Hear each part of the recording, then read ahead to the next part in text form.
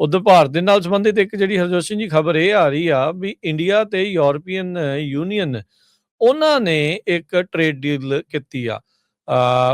ਜਿਹੜੀ European commission ਦੀ president ਉਰਸੁਲਾ won ਡਰ lane ਉਹਨੇ ਡੈਵੋਸ ਦੇ ਵਿੱਚ ਕਿਹਾ ਸੀ ਵੀ ਅਸੀਂ ਇੰਡੀਆ ਦੇ ਨਾਲ ਇੱਕ mother of all trade deals ਉਹ ਕਰਨ ਜਾ ਰਹੇ ਹਾਂ। ਸੋ ਉਹਨਾਂ ਨੇ ਅੱਜ ਇਸ ਦੀ ਅਨਾਉਂਸਮੈਂਟ ਕੀਤੀ ਜਿਹੜੀ ਉਹ ਹੈਗੀ ਆ। ਸੋ ਇਹਦਾ ਕੀ ਅਸਰ ਜਿਹੜਾ ਉਹ ਹੋਊਗਾ, ਅਮਰੀਕਾ ਦੇ ਨਾਲ ਅਜੇ ਤੱਕ ਭਾਰਤ ਦਾ ਕੋਈ ਸਮਝੌਤਾ ਨਹੀਂ ਹੋਇਆ ਹੈਗਾ।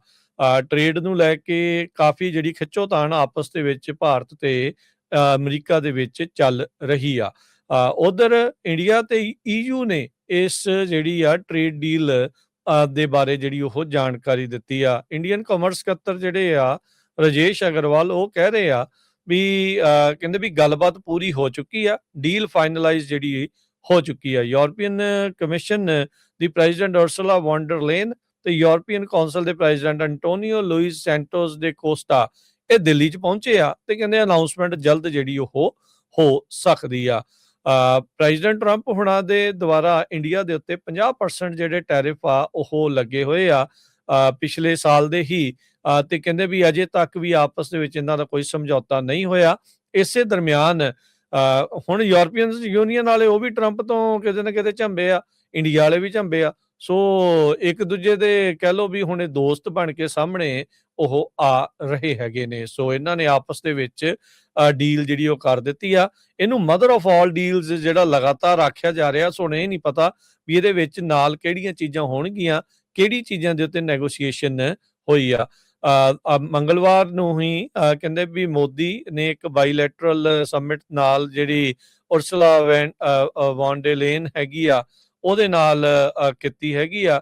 ਤੇ ਕਹਿੰਦੇ ਵੀ ਇਹ ਜਦੋਂ ਐਗਰੀਮੈਂਟ ਆ ਯੂਰਪੀਅਨ ਪਾਰਲੀਮੈਂਟ ਤੇ ਯੂਰਪੀਅਨ ਕੌਂਸਲ ਦੇ ਦੁਆਰਾ ਜਦੋਂ ਅਪਰੂਵ ਕਰ ਦਿੱਤਾ ਜੇ ਉਹ ਜਾਊਗਾ। ਸੋ ਕਹਿੰਦੇ ਵੀ ਇਸ ਸਾਲ ਦੇ ਵਿੱਚ ਹੀ ਇਹਦੀ ਫਾਰਮਲ ਸਾਈਨਿੰਗ ਜਿਹੜੀ ਹੋਊਗੀ, ਪਰ ਇਸ ਡੀਲ ਨੂੰ ਅਜੇ ਯੂਰਪੀਅਨ ਪਾਰਲੀਮੈਂਟ ਤੇ ਕੌਂਸਲ ਦੇ ਵਿੱਚ ਅਪਰੂਵ ਜਿਹੜਾ ਉਹ ਹੋਣਾ ਹੋਊਗਾ। ਡੈਵੋਸ ਦੇ ਵਿੱਚ ਯੂਰਪੀਅਨ ਯੂਨੀਅਨ ਵਾਲੇ ਇਹੀ ਕਹਿ ਰਹੇ ਸੀਗੇ ਵੀ ਦੇਖੋ ਜੀ ਏਡੀ ਵੱਡੀ ਆਬਾਦੀ ਦੇ ਨਾਲ ਅਸੀਂ ਜਿਹੜਾ ਉਹ ਸਮਝੌਤਾ ਆ ਉਹ ਕਰਨ ਜਿਹੜਾ ਹੋ ਜਾ ਰਹੇ ਆ। ਹੋ ਸਕਦਾ ਵੀ ਉਹ ਟਰੰਪ ਹੁਣਾਂ ਨੂੰ ਅੱਖਾਂ ਦਿਖਾਉਣ ਦੀ ਇਸ ਦੇ ਵਿੱਚ ਇਸ ਜ਼ਰੀਏ ਜਿਹੜੀ ਉਹ ਕੋਸ਼ਿਸ਼ ਹੋਵੇ।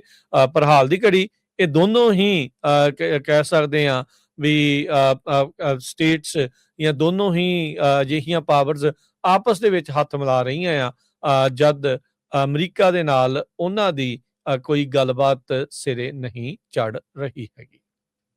ਜੀ ਬਿਲਕੁਲ।